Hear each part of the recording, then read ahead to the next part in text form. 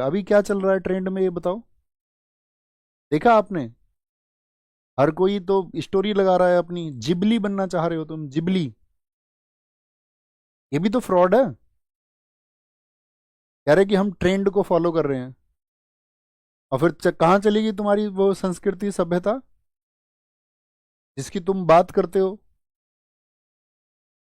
Trend के साथ ही अगर चलना है तो फिर तो पुरातन चीजें खत्म हो जाएंगी। ट्रेंड तो पता नहीं क्या क्या बोलेगा आपसे। ट्रेंड में तो कल को न्यूडिटी आ जाएगी। मान के चलो सब लोग अब न्यूडिटी की तरफ चले गए, अपनी न्यूड पिक्चर्स डालने लगे, तो ट्रेंड फॉलो करने लग जाएंगे क्या सब लोग? जिबली जापान के जो व्यक्ति हैं, जिनकी ये कला है, जो उसको हाथ से बनाते थे, याहो, उन्होंने कहा कि ये जीवन पर प्रश्न चिन्ह लगाने वाली बात है। उन्होंने बहुत साल पहले इस आर्टिफिशियल इंटेलिजेंस के बारे में क्वेश्चन मार्क लगाया।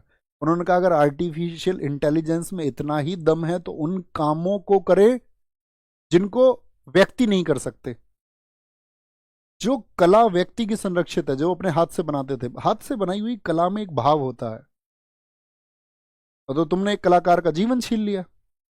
अब तुम कह रहे हो हम जिबली हैं, खुश हो रहे हैं, क्योंकि हम अपने आप को कुछ और दिखा के खुश होते ही है।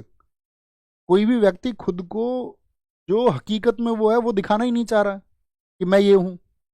वो कुछ और ही दिखाना चाह रहा है कि भैया मुझको तो कुछ और पहचानो, मेरी जो हकीकत है वो सबके सामने नहीं आनी चाहिए। लो जिबली ले लो मेरा।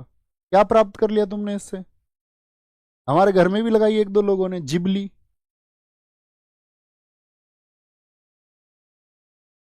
एक फोटो अपना लगा लिया, साथ में लगा के कि हम जिबली हैं जी।